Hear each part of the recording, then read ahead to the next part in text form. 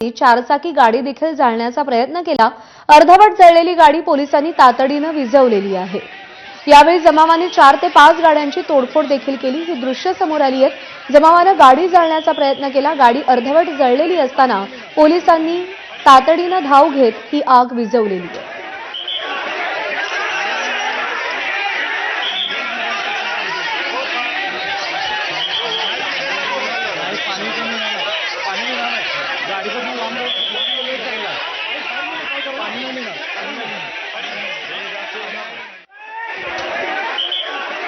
कोल्हापुरातील सिद्धार्थनगर परिसरामध्ये काल तुफान दगडफेक झाली। दोन्ही गटामध्ये या ठिकाणी दगडफेक झाली आणि इथले नागरिक आपल्यासोबत आहेत। पोलीस प्रशासनाने तात्काळ कारवाई करून ते सगळं बंद पाडलं। डॉल्बी जप्त केला, लाइटिंग होतं काहीतरी, ते स्ट्रक्चर काढून घेतलं आणि शांततेचा माहोल त्यांनी पहिले पार पाडला।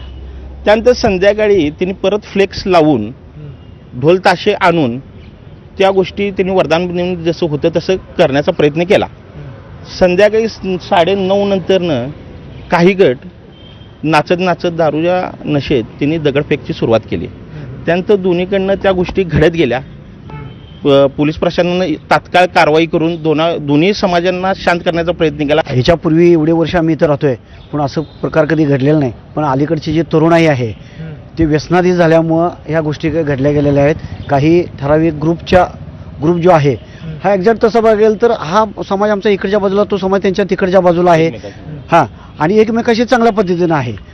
सकाळी पोलीस प्रशासनानं जी काय असतं ते स्टेज वगैरे काढून घेतलेला, पण रात्री आम्ही कामावरून येताना घरी जाताना इथं काहीतरी गोंधळ चाललेला।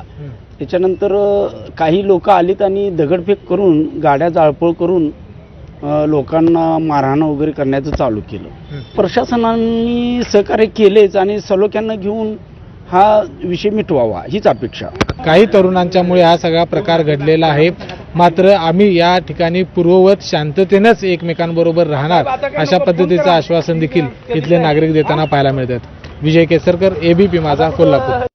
दरम्यान कोल्हापूर